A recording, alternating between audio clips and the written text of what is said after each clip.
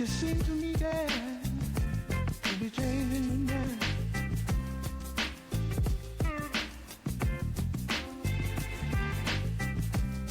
You seem to me, Dad, oh, darling.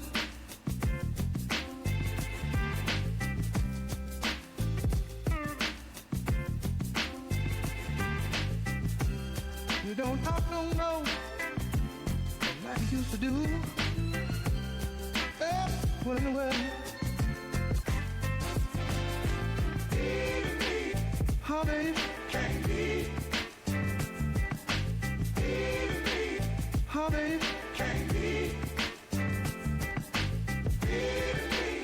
At the full time, baby. What you trying to be? I want you to go, baby. Listen, man.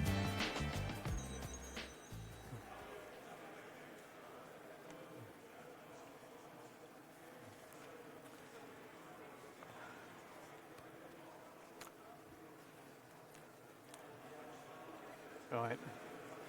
Well, good afternoon, everyone. I hope you enjoyed your lunch. Welcome back to the afternoon session of our summit, and we're now moving on to session 2, which is entitled Energy Transition and the Global Race to Net Zero. It's certainly a race. Is it a marathon? Is it a sprint? We'll get some more views on that this afternoon. So to begin with, I'm very pleased to be able to have a conversation with Prakash Sharma, who is the Head of Scenarios and Technologies at Wood Mackenzie. And many of you will know Wood Mackenzie as one of the big beasts of energy research and intelligence, and Prakash is here to share some wisdom with us now. So please come up, Prakash. Thank you. Thanks. Welcome. Thank you, Andrew. Yeah. Pleased to be here. Yeah. So, I think what we're going to do today is we're going to talk about some of the latest research that Wood Mackenzie has carried out into the progress of the transition as we come a few months now out from COP28. It's a very opportune moment to catch up with their latest thinking. And they've only just released their latest energy outlook and scenarios, which is one of the most eagerly awaited sets of forecasting in the industry. So Prakash is going to give us some highlights from that, and then we're going to talk about some of the technologies that we hope are going to help us advance the cause to net zero. So, Prakash, let's get to it. Sure. Is the world on track to meet the goals of the Paris Agreement? Thank you, Andrew, and really pleased to be here. The world is not on track to meet the goals of the Paris Agreement. The world, in fact, is not even on track to meet a 2-degree warming pathway. So that's one of the key findings from our report. What we see, emissions are still increasing post-COVID, is still rising, and likely to reach around peak around 2027, and then enter a decline. So that is based on the current evolution of policies and technologies, the current pace of investment that we are seeing in the market. So our assessment is the world is on track to meet 2.5-degree warming by 2100. So the reason for that is, first of all, these pathways were always going to be very challenging. The world is still built on 80% hydrocarbons, as was the case around 20 years ago. Renewables have grown, but they are coming from a very small base, and the addition of renewables have not been faster than the underlying energy demand growth. So as a result, emissions have grown, have continued to rise, and will probably continue to continue rising and peak around 2027, as in our base case. So the world is on track to meet 2.5-degree warming. In fact, no major country is on track to meet their 2030 interim emissions reduction targets. So that makes the whole equation very, very challenging. That said, there are bright spots, and there are still possibilities of meeting the goals of the Paris Agreement, provided the current decade is considered and is acted as a transition decade, and investment goes into new technologies, and we'll probably come to that in a bit more detail. Yeah, I mean, it's a sobering assessment. I mean, we've heard already today about some of the terrible climate-related events we've started to see around the world. So it's it's sobering to hear that. But you said there were some bright spots, and sustainability is, we hope, still underneath there, alive and kicking, and that move towards 1.5 is still possible. Can you give us some of the reasons to feel cheerful, maybe? Sure. And so the way we have laid out in our report is we have looked at 3 different transition pathways. One, of course, is our base case view, which is 2.5 degree warming, but the other 2 are more scenario-based assessment, which are based on a faster transition, a faster, quicker adoption of new technologies, and supported by policies and investments, of course. So we have a 2 degree warming pathway and 1.5 degree warming pathway. So when we compare these 3 pathways and assess what is needed for the world to get back on track to meet these longer term transition goals, is a couple of bright spots, as I mentioned. First of all, sustainability is still alive and kicking. No major country has openly come up and said they are reversing their transition policy. They are still progressing. Of course, the pace has become somewhat slowed in a couple of markets. That is primarily due to the near-term challenge the world is facing, and probably rightly so. You can't ignore the fact that cost of capital has grown several times in the last 24 months. Inflation is still high, and all these technologies are still very much capital intensive and require a huge investment in infrastructure and development. So in terms of what those bright spots are, of course, renewables, solar and wind, this year estimated capacity addition is around 400 gigawatt or so, which is probably much higher than what has happened in the last average 5 years, which was around 150 gigawatt. So the direction of travel is definitely clear. New technologies are being added, and aside from solar and wind, grid investment is starting to pick up. Governments are recognizing the importance of grid resiliency, the importance of grid refurbishment, and when we look at technologies such as low carbon hydrogen or CCUS or small modular nuclear reactors or geothermal or long duration energy storage. So we look at nearly 200 odd different technologies and use cases, which in our assessment are going to play a major role in this transition longer term. Those technologies don't play any role today in the energy system. It is very early days. A number of them are still in the design or concept phase, but they are being considered, or they are getting attention from investors and institutions and the government as well, because they would play a role post 2030 in reducing emissions, in stabilizing the grid, and increasing the pace of electrification, which is kind of the main path that every country is chasing. Okay, so let's drill down into a few of those technologies then, and areas of investment. The grid. I think probably if you took a poll in this room of barriers to the energy transition, then the grid would rank high on many people's lists. And we know that generation can be incentivized, and we know some of the levers that can be pulled to make that happen. The grid is more difficult, isn't it, as a proposition to to encourage the kind of, and the levels of investment are quite stunning that are needed globally. And so where are we with the grid on a global scale, and what needs to happen to actually get the grid motoring from a technology point of view and from a financing point of view? Yeah, so grid is probably the biggest bottleneck in the energy transition today.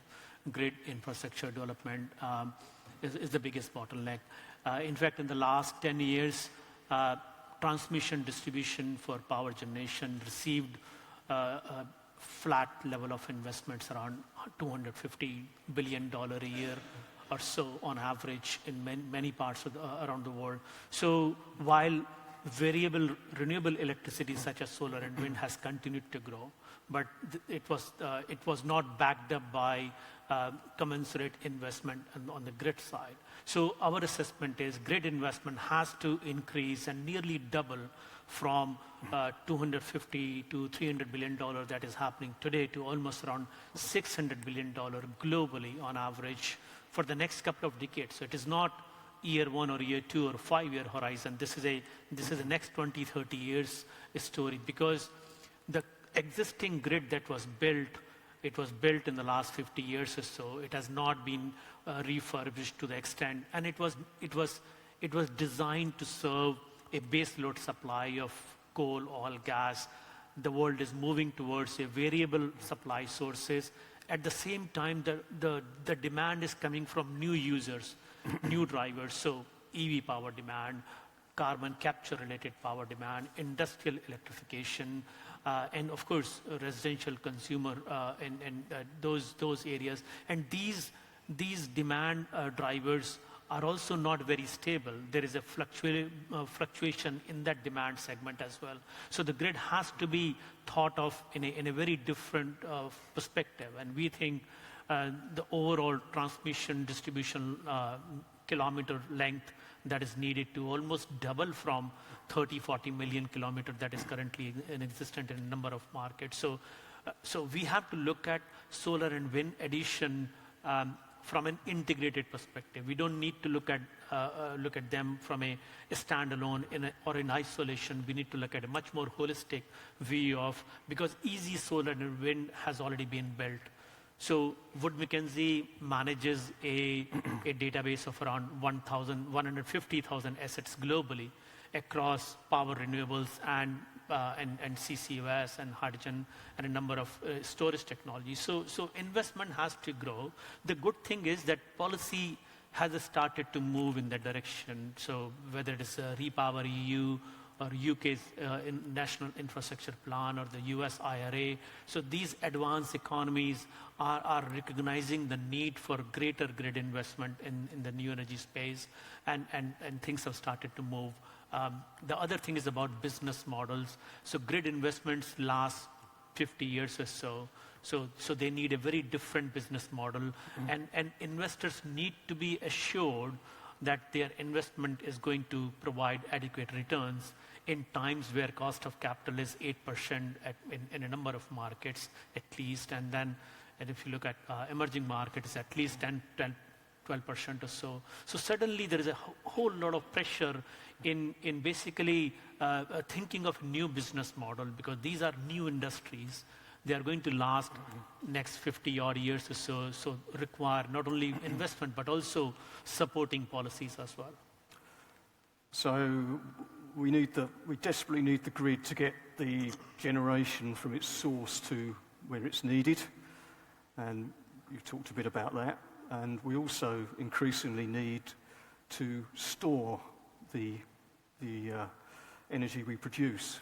And we've touched on storage today already, but where do you see the storage market? Where do you see the challenges for the storage market? And I suppose my other question is the storage market evolving from something that we kind of know as based on the lithium-ion battery in varying degrees of scale? And are we starting to see the evolution of a new type of storage market based around new technologies that can store for longer? Yeah. Yeah, no, definitely. So lithium-ion battery, which is currently 95% of the global storage market today, it is evolving. It has evolved already in a number of different ways. So flow batteries, liquid air batteries, hydrogen as a storage medium, geothermal as a storage medium. Of course, we know pump hydro very well. So storage markets are evolving, and companies are looking at seasonal storage or at least long duration storage of at least 20, 30 hours or so to begin with. And there is some development, but then the scale of those technologies is still very early because those technologies, while they are existing and being invested in, it's still very early days for them to scale. We believe long duration storage, whether it is backed up by hydrogen or other technologies, is still a post-2030 story from a scale-up perspective. But the storage is vital if solar and wind share of supply in the grid is to increase from current levels. Because, as I said, easy solar and wind has already been built. Now comes the hard part of connecting difficult locations or unconnected locations to the grid, and that requires storage as a medium as well. And again, in the case of storage as a technology as well, the business models are going to be different because it is based on ancillary services, it is based on frequency management services, it is based on demand management services. So a number of new business concepts are going to be required. And I think the developed countries, the mature economies are probably already testing it when it comes to US, Europe, and other Western economies or developed economies. But when it comes to Asia, where the biggest demand is coming from electricity and variable renewable supply, they are still falling behind because utilities don't make money in those markets. Cost of electricity supply is still much lower than the tariff levels. So a whole lot of work is required to be done, which is largely policy related, but also needs to be backed up by investments. Okay, and you just mentioned the H word, so let's talk about hydrogen. Can't have an energy transition event without discussing hydrogen. Yeah. Where are we? I mean, we've moved from a we now well understand the colours of hydrogen. Most of us, I think, we struggled at first, but we now know our greens from our blues and our greys. The hydrogen economy has attracted a lot of interest. Is it on the path to, let's say, deliver on the huge promises that many in it have written? I think there has been a decent progress in the last 12 months. So we in Woodmac track close to 1,000 hydrogen projects. 80% of them are green, the rest are majority blue. The majority of the pipeline is still pretty much kind of yet to proceed or speculative category, but then we have seen around 10 million tons worth of projects are progressing. Many of them have taken FID. They are in the construction phase or in the design phase. So there is definitely growth in that phase. There is a positive momentum around hydrogen. And we believe that 10 million tons hydrogen is spread across existing demand use cases, but also new demand use cases around steel making or aviation fuel or other type of new demand use cases, aside from the traditional refining and ammonia and fertilizer production. So there is a positive momentum in the hydrogen space, but then it's still very, very small. The projects that are progressing or taking FID, they are very small scale, very medium scale projects. They will play a huge role in establishing the hydrogen use case when it comes to production related to variable renewable electricity or backed with solar and wind. But then this is going to be set up in the longer term when we expect gigawatt scale hydrogen projects taking FID, when you think of NEOM or other US projects which are OCI, blue ammonia, for example, where there's a lot of work being done. They are progressing. They have a FID in place. They have an offtake agreement in place. So hydrogen is progressing, but then in terms of actual delivery of large scale projects, which are kind of gigawatt scale, are probably set for later towards end of this decade or later in the next decade. Hydrogen could also mirror the energy trade as we know today.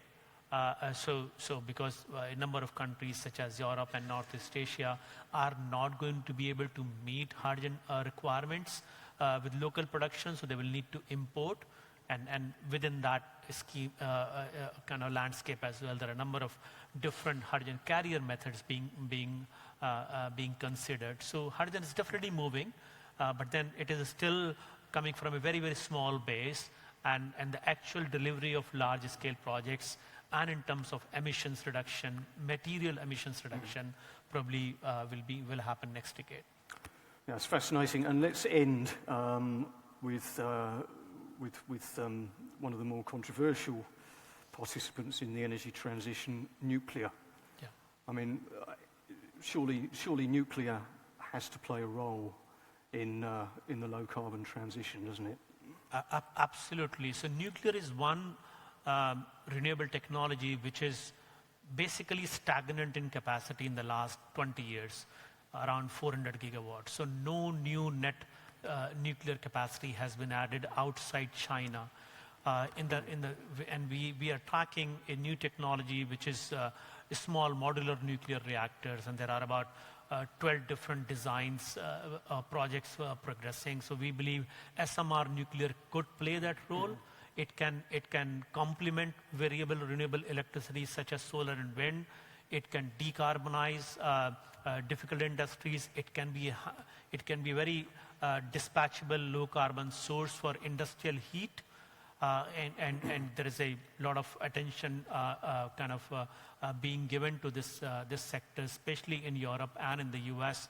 And aside from this, I mean, nuclear fusion, which is again a very theoretical concept today, that is also gaining some attention from private companies, and we have estimated around $5 billion has gone into nuclear fusion sector in the last 12 months, 14 months or so. And that really is a fascinating technology. That is a potential game changer, isn't it? Absolutely. If it Solar and wind probably won't do all. So they will play a central role in the transition, in the electrification and the power supply mix. But there are a whole host of peripheral low carbon dispatchable technologies, and nuclear is bound to be one of them. Yeah. Because it can scale up pretty quickly. Fabulous. Well, we've covered a lot of ground, and it's been fascinating. So Prakash, I'd like to thank you very much for your insights. Okay. Thank you very much. Thank you. Thank you.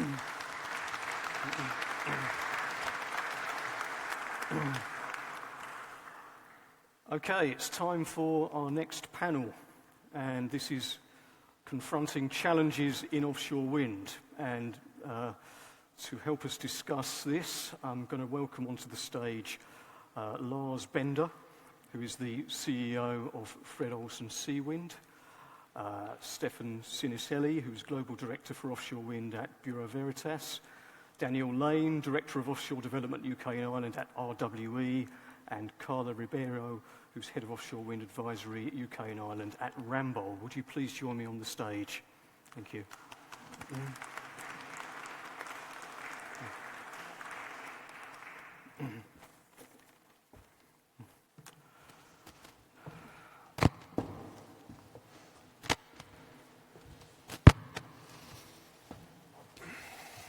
Okay, and just before we start, you'll see me look at my phone as we go. I'm not checking the football scores. I'm actually looking at your questions. If you'd like to submit any using the app, I will see them, and time permitting, we'll put them to the panel and see what they think. So feel free to use the app to submit your questions.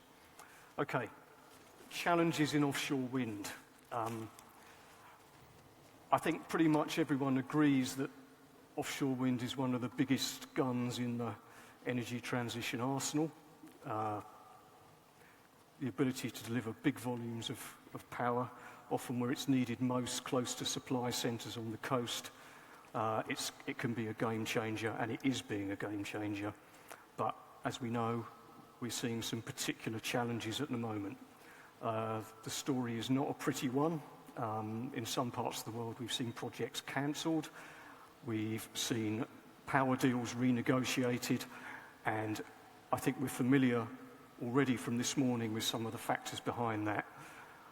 Rising cost of capital, constrained supply chains. It's a difficult picture in numerous ways. So my opening question to each of you is offshore wind still in a fit state to help lead the way to net zero? And if it isn't, what needs to change? And I'll start here with Stefan. Yes, so, I would say definitely yes.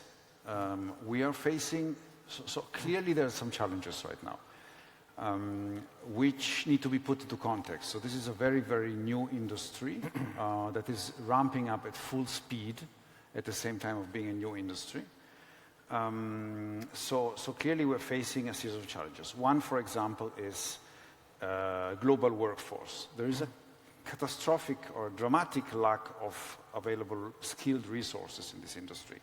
It's something that needs to be addressed. Supply chain scale-up. We have supply chain bottlenecks in many angles. We have bottlenecks at port and harbor infrastructure. We have bottlenecks at at installation vessels. So there's a variety of bottlenecks that need to be addressed. Government policy. Government policy is another element that needs to be looked at. In some countries are at different stages around the world of this industry. Some are more advanced, like the UK. Some are just kicking this off, let's say like Brazil or like Philippines. But there as well, things need to be, this needs to be addressed in order to get the industry going. So I would say there's a few elements, not to forget investment in technology. We need to keep investing in the technology, in R&D, to make the products more efficient, more cost-effective, etc., etc. So I think if we address this, and we are addressing it, sometimes faster, sometimes slower, I think definitely offshore wind has a huge potential to deliver clean energy from a previously untapped resource, which is offshore. So, so that's I would say the position. I mean, you mentioned there ports. You know, I mean, I think this is an interesting one to give us an idea of the scale of what confronts us, because this is no small matter, is it? I mean, getting a selection of ports ready that can deal with the volume of projects in any given market that is needed. This is huge investment. This is huge amounts of work. This is these are vast capital projects. So I think you've already touched on one area. I mean, how do you incentivize that level of investment in a port against the industry that maybe doesn't have enough visibility to underpin the level of spending that's needed? How do you do it? Well, I think it's a level of providing a clear... I mean, we need to provide confidence to the investment community that would invest, for example, in such a port, right? And confidence in the investment community is if you put the other pieces of the puzzle sort of lined up together in the right way. For example, is the government policy providing a stable framework for the next 10, 15, 20 years for this industry? Is around this port that we are considering, is there suitable potential of offshore wind farms in the radius of, that makes sense? We are doing this type of studies, right? And for investors, and that's the elements that are being taken into. what can we expect in this area? What is going to be also the size of the components? Yeah. Is it going to be fixed or floating? Because that depends also on how you lay out the port. There's many elements, but I think if there's confidence that there is a pipeline, a solid pipeline in the surrounding, and that there is an industry to be there for a couple of decades, then the business case makes sense. And then I would say that investment is more likely to follow. Confidence, then, is the first key element. Yeah. Okay, thank you. Right, Lars, you're in the midst of developing and advancing projects in some really interesting markets, not least in Ireland, which we might touch upon in a bit. But give us your big picture perspective. Is the offshore wind still fit to lead the charge? If not, what needs to change? No, I think I agree. The short answer is yes. And I think we are seeing challenges now, but at least from my perspective, we need to think about the fundamentals and keep the heart warm, basically, because offshore wind as such, it's not a question of whether offshore wind needs to be part of the, or is a part of the green transition. It needs to be part of it. It has scale as the huge advantage over any other source.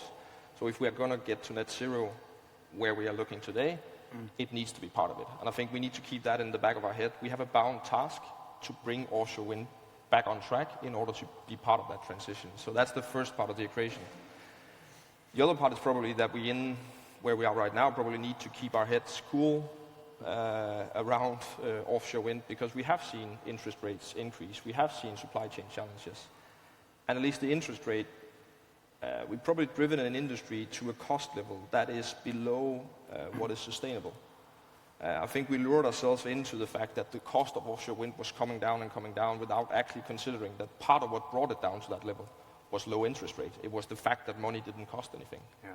And now we're back to another situation. So there will be a discussion around what is a reasonable price for the green transition.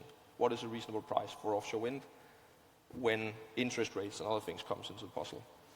Then the second part of that with the supply chain is, of course, that we've probably also driven the industry to a point where the supply chain part is no longer sustainable. We see it from all directions. And I think there we have a common responsibility again to look at how do we make that sustainable going forward.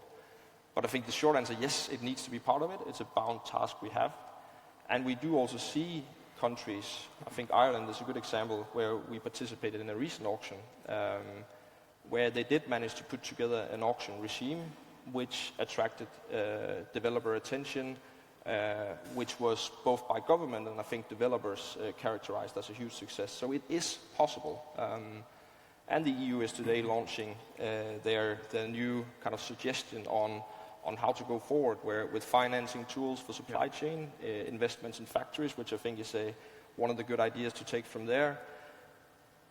But the fundamental we need is the confidence, right? We will not get the investments back into offshore wind unless we can prove that there is a pipeline of projects which you can trust in and which has a timeline you can believe in. And that's a policy question. Yeah. I was interested in your point about the price of offshore wind power, because up until a couple of years ago, the pressure and the trajectory was all down, and the industry accepted that. I mean, the industry set itself really, really stretching goals to get power down. And that was, I think, maybe you agree, because it wanted to show it could compete against gas, and the world has changed. And do you think, do you think now the case doesn't need to be made around just the cost of the power? The picture is bigger. You've mentioned the wind package. That's looking at all sorts of aspects. It's looking at manufacturing investment. So the sort of things that Stefan was talking about, actually getting some confidence to get some manufacturing investment in a particular region. It's looking at technologies that are using technologies that are benevolent for the environment in themselves. These sort of issues.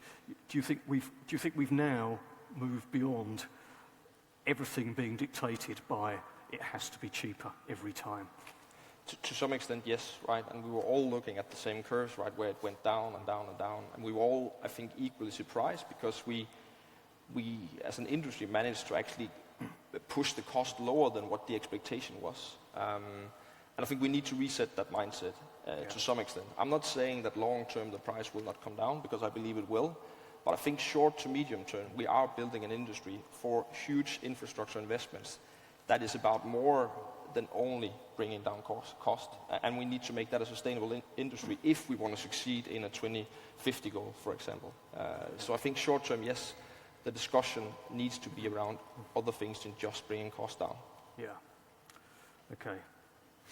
Carla, moving on to you. Your views on our top line question.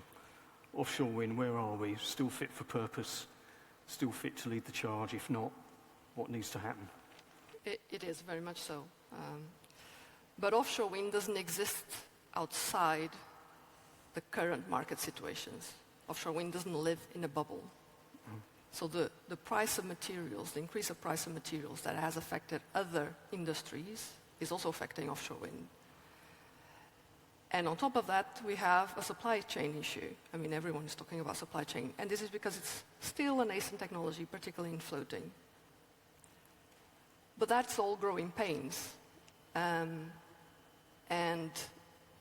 support mechanisms are eventually going to be reviewed.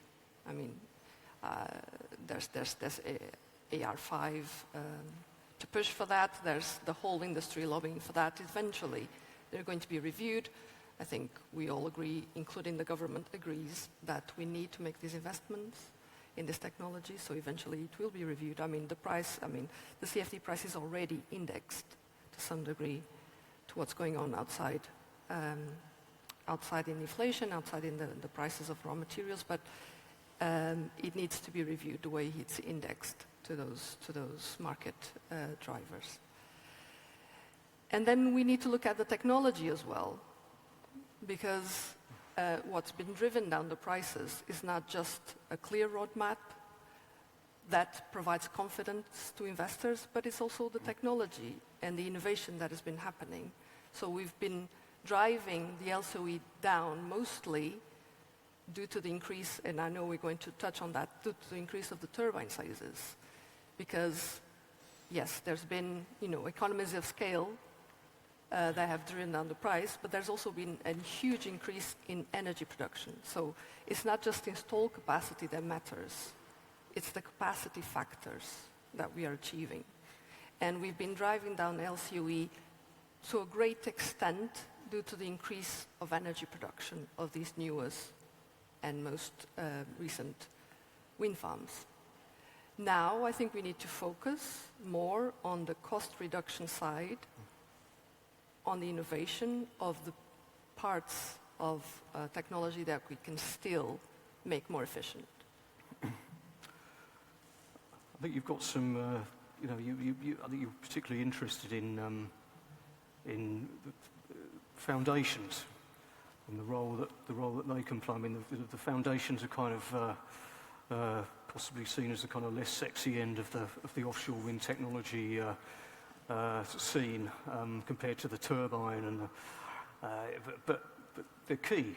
And I think particularly floating wind. I mean, we're expecting a lot still out of floating wind.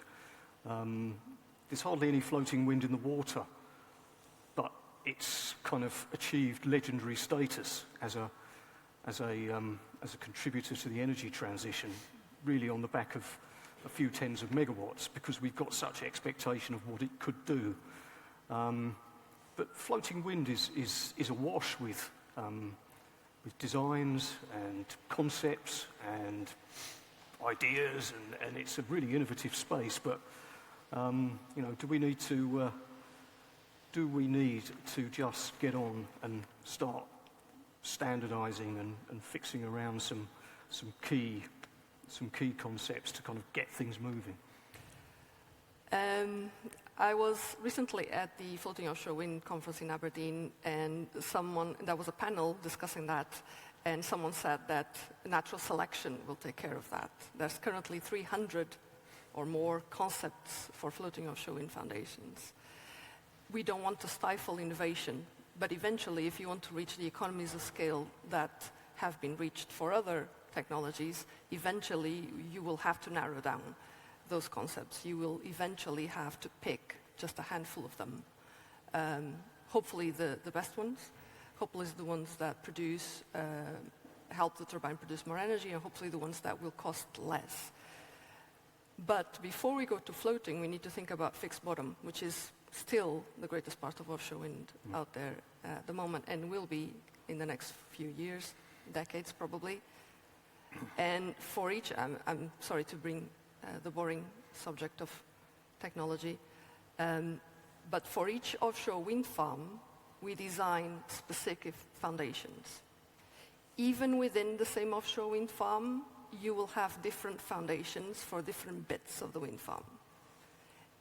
These take about 2 years to design and take a long time to find a fabricator that is happy to make them according to those specific specifications. Instead of having, for example, 5 or 6 standardized monopiles or jackets that you can pick and choose off the shelf and put the turbines that are suitable for those monopiles or those jacket foundations.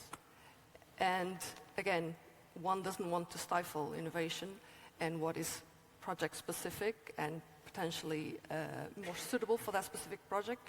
But there's a lot to be gained still, I think, in efficiency and in cost reduction if we do move towards a standardization of foundations as we have with wind turbines. Yeah, very interesting. Okay. Danielle, moving on to you. I mean, you're involved in planning and delivering some of the world's largest projects for RWE here in the UK. So we'll maybe talk about that in a minute. But again, your global analysis of where are we with offshore wind, and are we on track? And if not, why not? Well, I think, as you'd expect, I'm not going to disagree with the rest of the panel, that, of course, offshore wind's got a role to play going forward. I think the cost reduction journey that we've been on has been incredibly important, but I would like to just bring us back to why it's so important. And part of it is because as we're making an energy transition, it needs to be at the lowest cost for consumers. People can't, and particularly having gone through a cost of living crisis, they don't want to be paying more for their energy. So we have a duty and a responsibility as an industry to make sure that we are at the leading edge of being able to deliver something that is better for the environment, but also economically the right choice to make. And that was one of the key drivers behind why we were pursuing such an aggressive cost reduction curve. The fact that we've achieved it is amazing, and I think we forget sometimes how stunning the achievements are and have been in what we've been delivering with offshore wind. You know, it started small, but now everybody wants it. So it is increasingly a global industry. That in itself has brought challenges, but I don't believe they're ones that we can't overcome. But maybe we just have to be also a little bit accepting that, as was said, we don't live in a bubble, and we are subject to the kind of macroeconomic and global challenges that any other industry faces. I mean,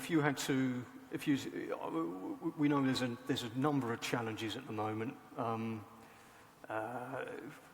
Cost of capital, the supply chain. If you had to identify one for the global industry, this is one that's proving particularly challenging for the industry at the moment. Would you be to single out one factor that's really turning the screw on the sector? So many. I think everyone's mentioned a lot of the key factors, and grid was mentioned earlier. So I'm going to bring up one topic that hasn't been picked up so far, which is the cumulative effect of having multiple large offshore wind farms in the marine environment. I think I've been working for a long time in this industry, and at the beginning the challenge was understanding what the impact was. Now the Now it's understanding what the impact of multiple projects in a location is going to be. Right. We've got a lot of things that are happening in the marine environment. There's a lot of environmental receptors there. And, you know, part of our mission is to improve the environment. So we do want to work in a good way with it.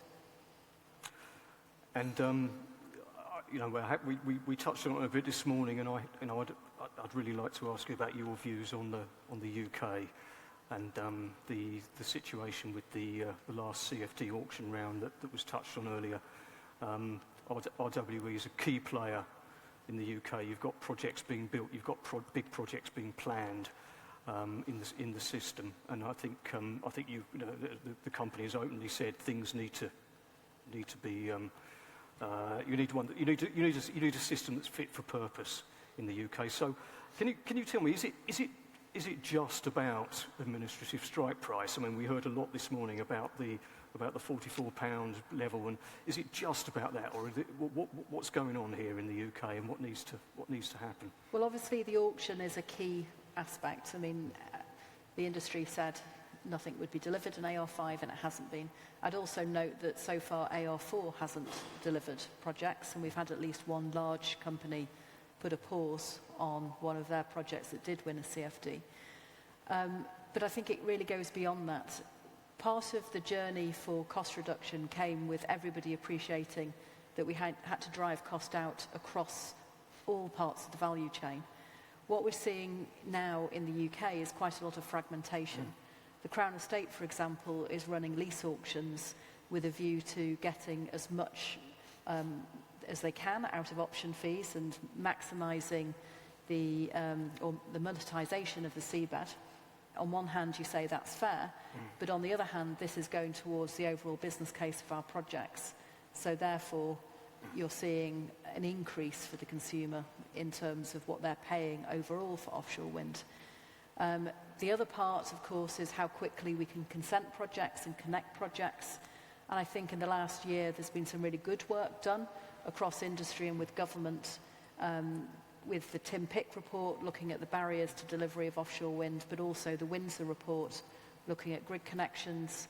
And I think we can all see a road ahead that we can follow, but there needs to be continued commitment both within government and also within industry to deliver that. The UK's got this really challenging target of 50 gigawatts by 2030, and we're, I think, in the water at the moment. We've got about 14 or so, and obviously there's some big stuff going in at the moment, not least from yourselves and our friends at Dogger Bank. So we know there's more coming through, but is it realistic? That's a big stretch, isn't it? 50 gigawatts in 7 years from now. I think I'll leave everyone to do the numbers. But yes, it's a challenge. And it's certainly a challenge, and it's certainly become a harder goal to meet given the lack of delivery from the last two auctions. Yeah. I would like to say, though, that onshore wind did benefit from the last auctions. Not having offshore wind there gave a much bigger budget for onshore wind, and there was a lot more of that came forward than may otherwise have done. So it wasn't a success if you're looking at it through an purely offshore wind lens, but it did allow for delivery of other renewables. Okay, that's great. I'm going to move the conversation on a little bit now, and we've touched upon this already. Size of turbines. So much of the focus from the turbine manufacturing end recently has been on a bigger model every year, pushing up the megawatts, and the supply chain has found that hard to deal with in some quarters. Should we be less focused on delivering a bigger turbines, or should we, from some of the points Carl has already made, look at standardising and getting the economies of scale out of what we've got already? Steph, let's start with you. I think it's it's a tricky one, right? We need to find a balance somehow, because obviously consolidation or innovation, right? So consolidation has the advantage that we standardize, that we get economies of scale, that we also increase the stability of the supply chain and the resilience. However, we also need to keep innovating to a certain extent and keep making turbines more efficient, larger, whatever comes. So I think we need sort of to find a balance there. Yeah. Okay. Lars, are you always looking for a bigger turbine, or are you when you scope your projects? Yes, the short answer is yes. And that's also why I have maybe difficulty believing in a path where the turbines will not grow. Because any developer who's looked at a business case knows that a bigger turbine normally gives a bigger business case, either because you save positions or because you increase the energy production. So it's very difficult to imagine that we as an industry can agree to set a fixed turbine and say, this is where we stop. I absolutely agree with the arguments around standardization and so forth, but I have difficulty imagining that will happen in the market environment.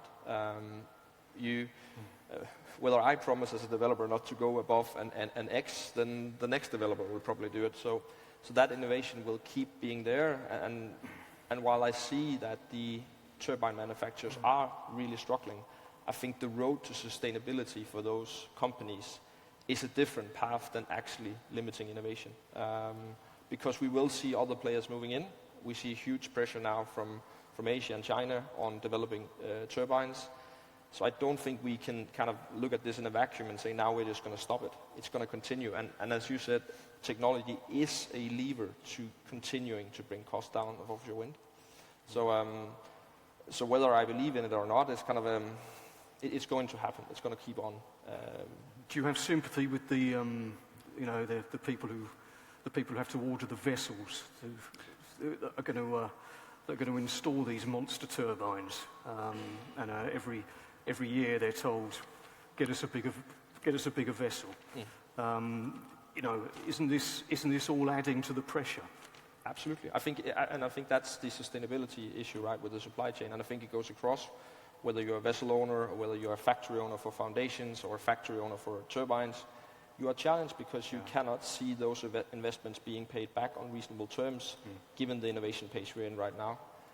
And there, I think, policies like, at least based on the very few notes I read about the EU policy, that financing for those kind of investments, being able to get security around that might be part of the path. But I have difficulty seeing that we can limit the innovation, at least as a path to that. At least. Well, Carla, you've touched on some of these issues already, but Lars saying, we have to let innovation take its course, and we have to, if scale is the root of innovation, scale it will be. I don't think it should be regulated. I think it will happen naturally because there's a technical sweet spot for every project where the size of the turbine is the ideal size, and then it starts to decline. The financial benefits start to decline. I think if you look purely at the numbers, yes, bigger turbines, higher hub heights, you will produce more. But the shear factor, meaning the wind speed, as you grow up in the atmosphere, doesn't continue increasing exponentially. Eventually, it flattens. And there will be a technical sweet spot, and bigger rotors don't necessarily mean you'll produce always more, as a fraction or as a function of the size of the blade and the price of the blade. So there will be a technical sweet spot where, and if people do that analysis in the financial models, they will see that bigger is not necessarily most cost efficient or produces the best LCOE. They will still grow a little bit more, I feel, but people will start, I think developers will start making those analyses and discover those technical sweet spots for that specific project. Yeah, interesting, yeah. Danielle, you're putting in one of the world's biggest turbines at your projects. How big do you want to go with the? I mean, I would echo what's just been said, that I want to win the auction that I put my projects into, so I will go for the best available technology for that project. But it doesn't always mean bigger is better. But I would also come back to this point that I don't think we should be legislating against future change, because we don't know what will happen. I think at the moment there's a natural pause because of other factors that are from the supply chain, and that's fine. Yeah. But if you put a rule now that says no future growth, I think that would be detrimental to the industry in the long term. Okay, right. Well, let's use that to move on to another topic, I think, which is of great topical interest at the moment. Lars has mentioned the EU's wind package that came out today. The details are just coming out now, but the EU is setting out a range of measures it hopes are going to pretty much defend one of the jewels in the crown of the EU, which is its wind power industry, exemplified by the likes of Vestas and Siemens Gamesa and others, who are very strong European companies who are in hard times at the moment. Now, there's one set of companies active in the supply chain who aren't feeling the need to limit the size of their turbines, and that is the Chinese manufacturers. And these companies are quite aggressively now coming to the table with very large machines, and they have their eyes set on Europe. So I'm going to stay with you, if that's all right, Danielle, and I'm going to ask you: should Chinese wind technology play a role in the global and specifically the European energy transition? And can you see RWE buying Chinese wind turbines for a European project anytime soon? That's a big question. So what I would say is that one of the things that's come out of the European package, which I think is welcome, is a recognition that there needs to be a level playing field for all technology providers and all players in the industry. I think the challenge that's being faced at the moment is that there's a recognition, at least in Europe, that the Chinese wind turbine manufacturers for offshore are not necessarily operating on the same playing field as the European manufacturers. I think what's also really important, and this is back to the impact that we have as an industry on the communities we operate in, is there are a lot of people's jobs here that we need to think about. And it's not, I think that, again, it's back to the social responsibility we have as an industry, that you need to take those kind of things into account, and it's good that the EU is doing that. In terms of procurement, we're not talking to we haven't got any procurement activities ongoing with offshore Chinese turbine providers, so who knows what will happen in the long term, but certainly not in the short term. But you wouldn't rule it out? I don't think I've got the ability to sit here and rule anything out, to be fair. Sure. So, It's, okay. Carla, what do you think? The role of Chinese wind technology in Europe. I mean, we've seen a number of reasons why the Chinese shouldn't play a role advanced.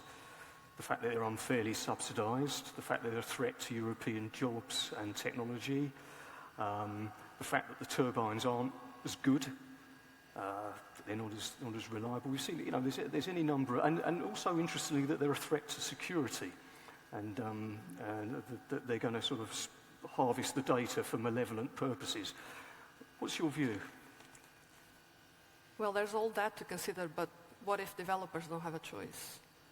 And that's the case probably for floating more than bottom fix. I think RWE is in a good position because they have a good bargaining position when they're talking to manufacturers. But as I said, I've just been to the Floating Offshore Wind Conference in Aberdeen, and there's only one OEM represented there, and they don't even have any offshore wind turbines to provide the market. And it was a European OEM, but they don't even have a offshore model at the moment. The word in the market is that for you to be able to talk to an OEM, you need to have more than 1 gigawatt in the pipeline, or they don't even speak to you at this point. So if you have a floating project, you might be forced to talk to the Chinese manufacturers. Yeah. So, and do you think that would intrinsically be a bad thing? Or is it, you know, if we want the energy transition to advance, if we want offshore wind to grow, isn't it right that we look? I think that's why we call it a dilemma, isn't it? What do you value more?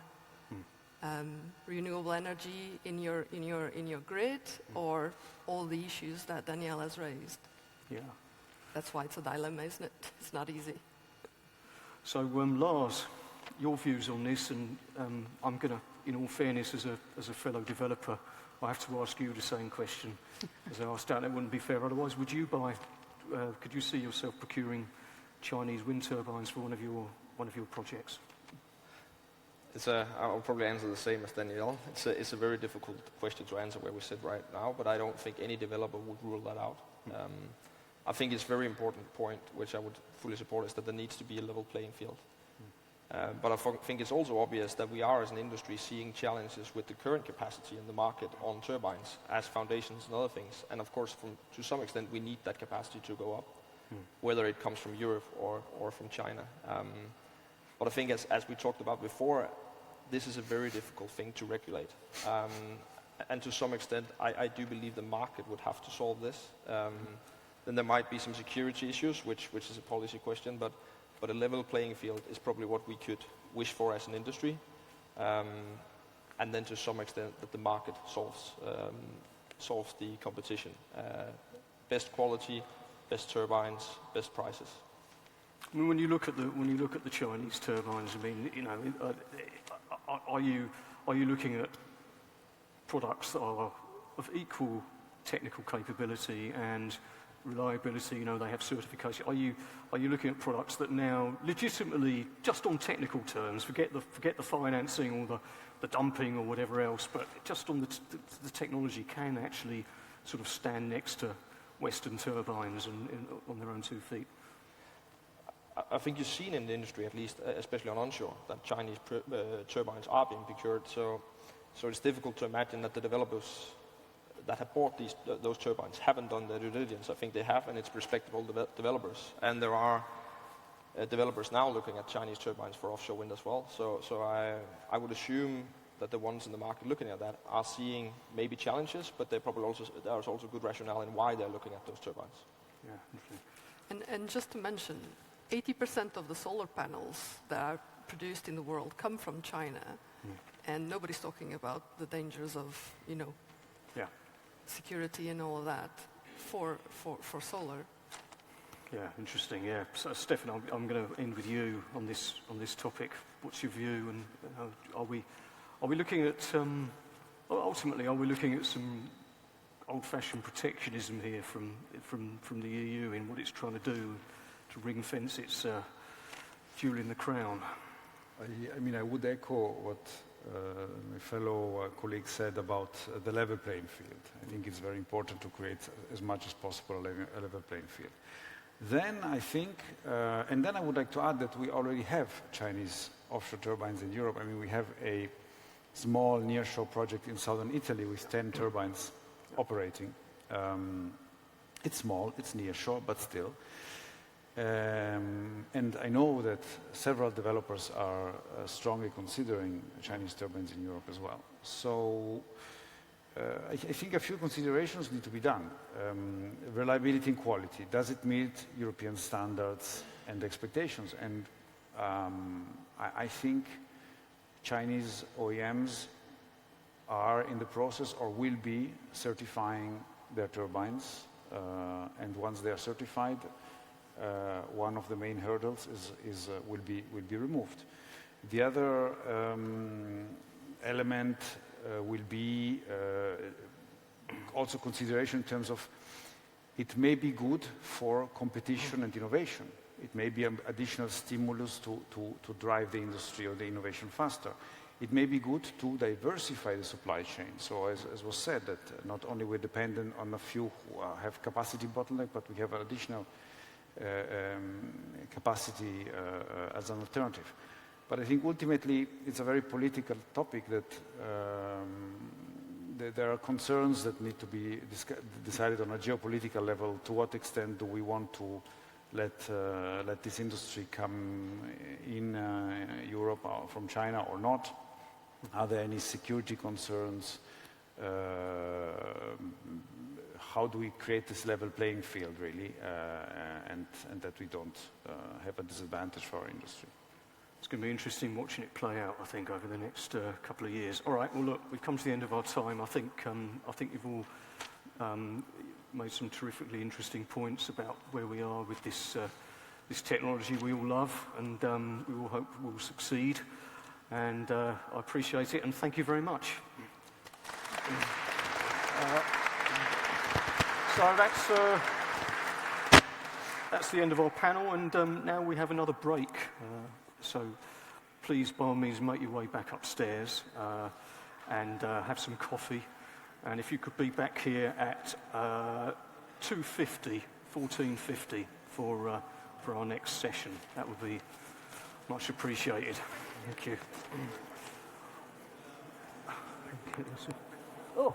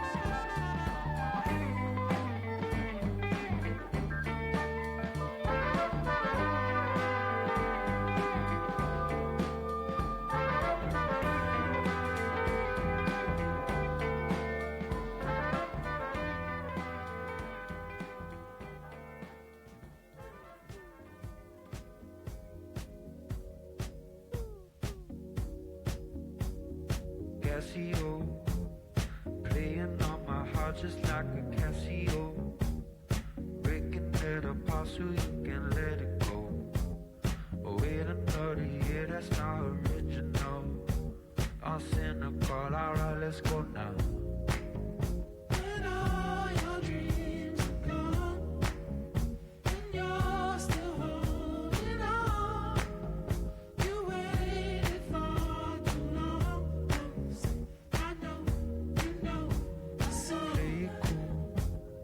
I just want the keys back to my vehicle.